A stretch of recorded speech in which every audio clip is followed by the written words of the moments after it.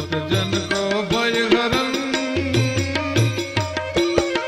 आयो उगारी लीजे शरणे तुम हो न शरण शरण प्रभु तुम हो न शरण शरण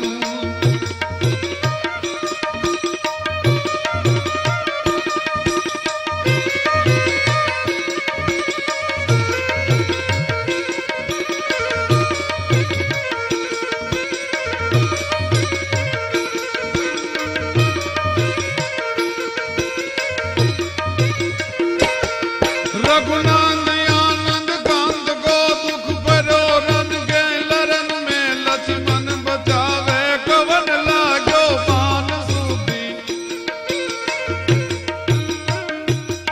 लक्ष्मण बचावे कवन लागो बान सूदी क्यों बने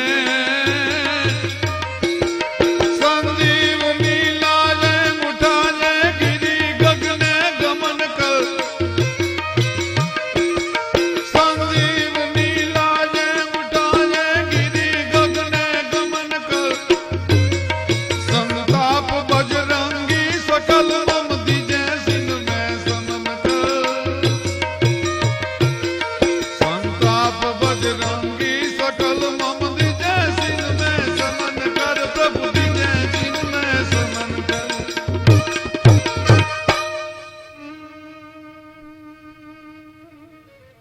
जानकीना विजोगमां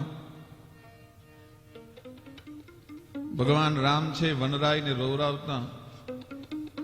किष्किंधाना जंगलोमां आथड़े छे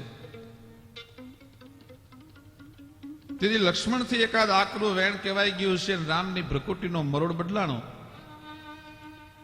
कहे लक्ष्मण तू मने कंगाल समझस शुं हूं पूर्ण क्षात्रत्व धारण करवा वाळो राजपूत नथी पण हांभळीने लक्ष्मण लोक तीहु जारो सातो सागर सुखाई डारो गिरिन डहाई डारो भूमि पलटाऊं मैं रंच में विदारी डारो दशों दिग्पालन को अने खगन समेत ससी सुरही गिराऊं मैं पण रसिक बिहारी प्राण प्यारी सुधी पाऊं फिर जानकी न लाऊं तो मैं क्षत्रिय ना कहाऊं राम नाम पलटाऊं धनु बाण ना उठाऊं मैं एक बार मने खबर पड़े जान के आई छे पछी जो हूं न लाऊं तो राम नाम पलटाऊं मारू राम नाम बदली नाखूं जिंदगी में कोई दी हूं आत्मा हथियार धारण न करूं राम नाम पलटाऊं धनु बाण ना उठाऊं मैं पर रसिक बिहारी प्राण प्यारी सुधी पाऊं फिर जानकी ने लाऊं तो मैं क्षत्रिय ना कहाऊं राम नी प्रतिज्ञा हनुमान जी महाराज ने सीता नी शोध करवा माटे जवानी तैयारी दरेक वानरोए पोताने अशक्ति बतावी लंका में जवा माटे हनुमान जी शांत बैठा छे हनुमान जी ने नानपणमां अतुल बल प्राप्त थवाथी ऋषिओने हेरानगति करवा मांडेला એટલે ઋષિએ હનુમાનજી મહારાજને શ્રાપ આપેલો તને તારા બળની કોઈ યાદી નહીં કરાવે ત્યાં સુધી તારું બળ વિસરી જઈશ જા એટલે હનુમાનજી શાંત થઈને બેઠા છે એમાં જામવાન કહે છે કે આય હનુમાન आय केसरी नंदन आय पवन सुत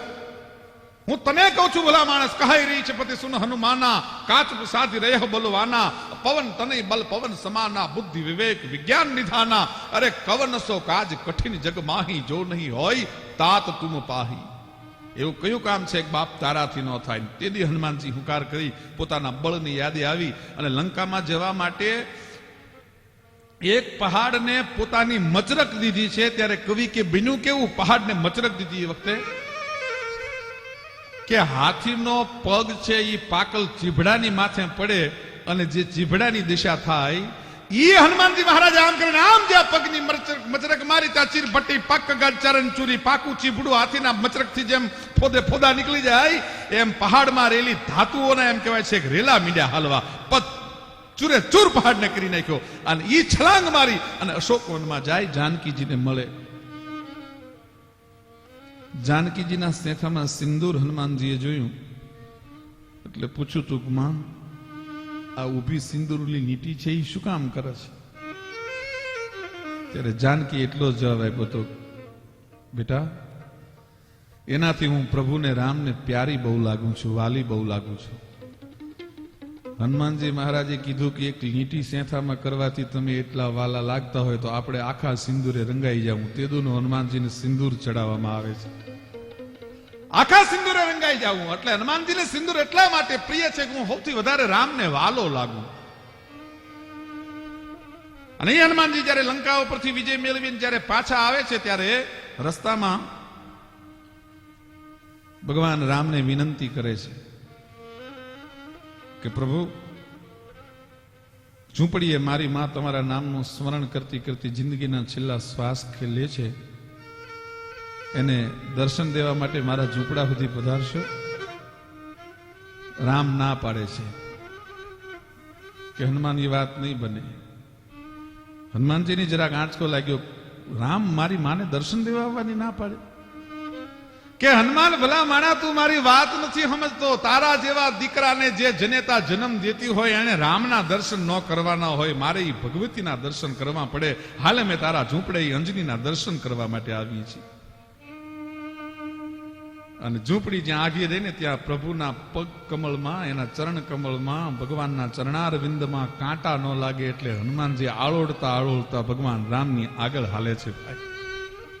પોતાનું ઝૂંપડું આવ્યું, અંજનીએ ગડગડતી દોટ કાઢી, પ્રણમો તુહિ આદિ અનાદિ પ્રણમમ અને નમામિ ભક્ત વસ્તલં કૃપાલુ શીલ કોમલમ ભજામિ તે પદાંબુજમ નિકામ શામ સુંદરમ ભવાંબુ નાથ મંદરમ પ્રફુલ્લ કંજ લોચનમ મદાદિ દોષ મોચનમ પ્રલંબ બાહુ વિક્રમમ પ્રમો પ્રમેય વૈભવમ નિશંક ચાપ સાયકમ ધરમ ત્રિલોક નાયકમ નમામિ ભક્ત વસ્તલં. એવા કૃપાલુને જ્યાં આવતા જોયા, ઝૂંપડામાં આસન આપ્યું છે.